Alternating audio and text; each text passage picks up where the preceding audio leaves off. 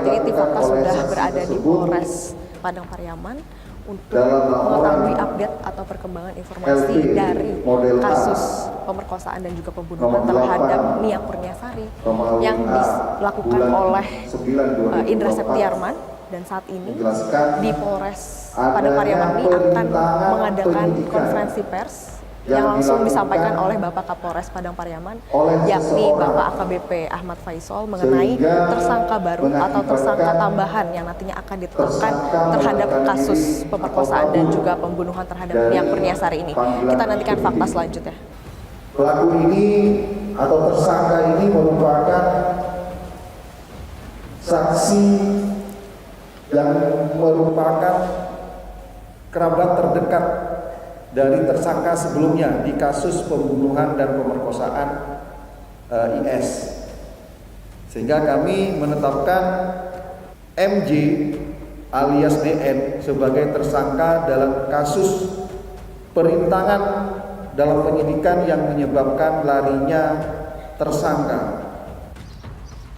Pemirsa, saat ini kami sedang menunggu MJ alias DN ini datang dan akan kami tanyakan mengenai keterangannya pada saat persembunyian IS.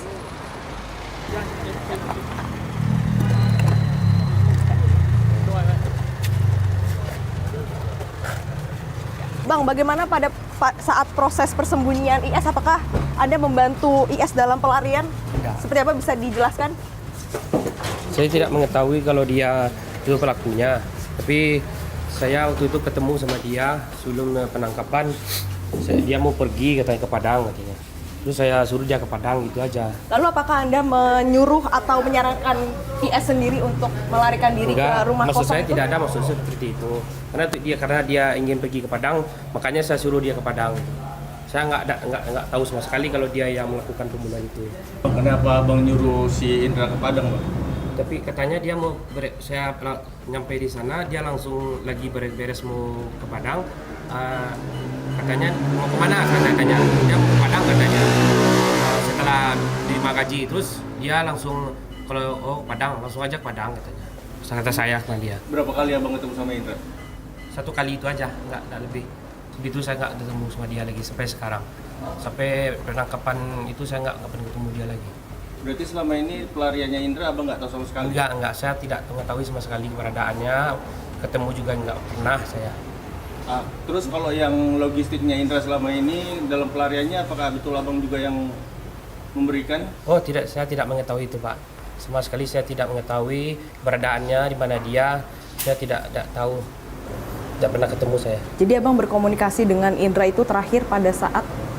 Hari Minggu. Itu pada saat Anda menyuruh atau? Iya, hari Minggu teman saya nyuruh lihat, coba lihat kondisi Indra ada di sana. Ya saya lihat di situ, dia lagi, pas saya nyampe di situ dia lagi beres-beres masukin baju-bajunya ke dalam tas. Terus saya tanya mau kemana, kata saya mau ke Padang numpang sama temannya katanya. Bang, posisi beres-beresnya itu di mana, Bang? Di musola itu belakang rumah dia, teman tempat bekerja. Oke. Iya. Abang nyamperin ke situ karena apa? Karena disuruh sama teman saya. Siapa, Bang? Teman saya yang di Flores. Oke. Iya. Berarti itu hari kedua ya setelah kejadian ya, Bang? Iya. Oke. Kondisi Indra waktu itu gimana, Bang? Kondisinya biasa-biasa aja. Dia habis mandi.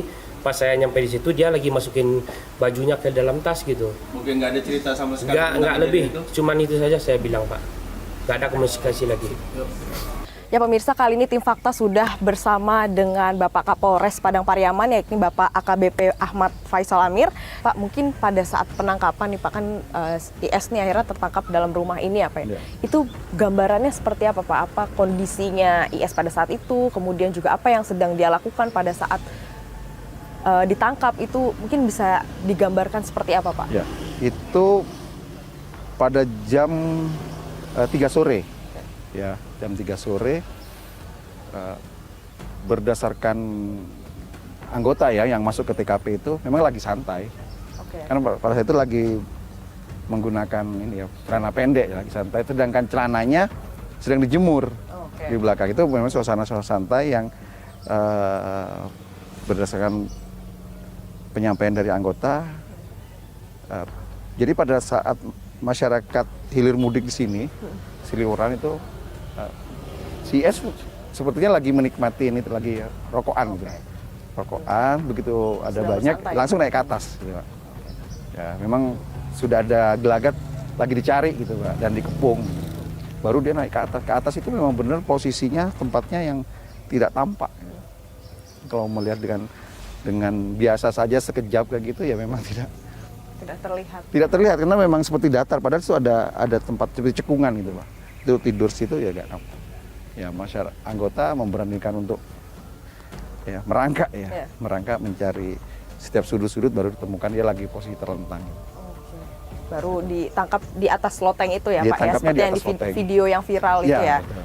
Oke Pak, mungkin update selanjutnya Pak mengenai apakah ada tersangka baru nih, kan dikatakan sepertinya dari informasi yang didapatkan kan ada tersangka baru ya Pak ya dari kasus pemerkosaan dan juga pembunuhan ini.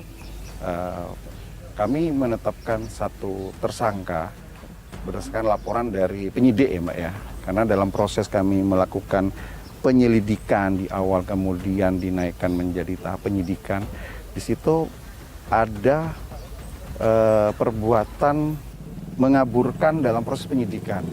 Ya, apa yang dilakukan oleh DN ini merupakan perbuatan perintangan pada proses penyidikan.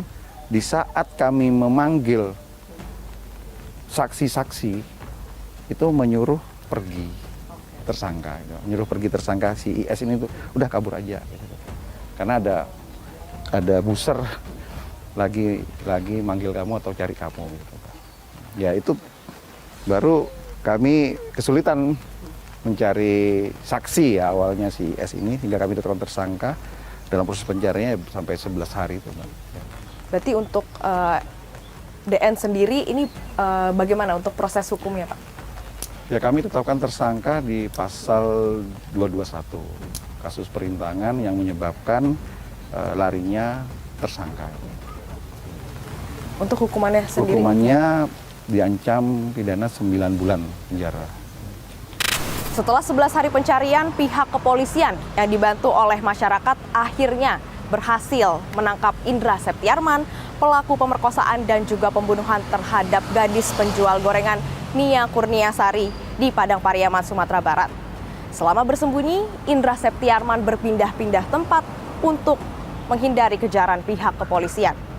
Hingga akhirnya ia ditemukan di sebuah loteng di rumah kosong yang jaraknya tidak terlalu jauh dari tempat ditemukannya jasad Nia. Saat ini, Indra Septiarman telah ditetapkan sebagai tersangka atas kasus pemerkosaan dan pembunuhan terhadap Nia Kurniasari. Tidak hanya itu, pihak kepolisian juga telah menetapkan satu tersangka lainnya, yakni MJ alias DN, yang mana masih merupakan keluarga dari Indra Septiarman. DN sendiri ditetapkan sebagai tersangka atas kasus perintangan penyidikan dalam pelarian tersangka pada saat menjadi buronan. Sampai saat ini, pihak kepolisian masih tetap terus menggali dan juga mendalami kasus ini serta mengumpulkan barang bukti untuk nantinya dapat menjadi pendukung penuntasan kasus ini. Saksikan terus Fakta setiap hari Senin pukul 8 malam hanya di TV One.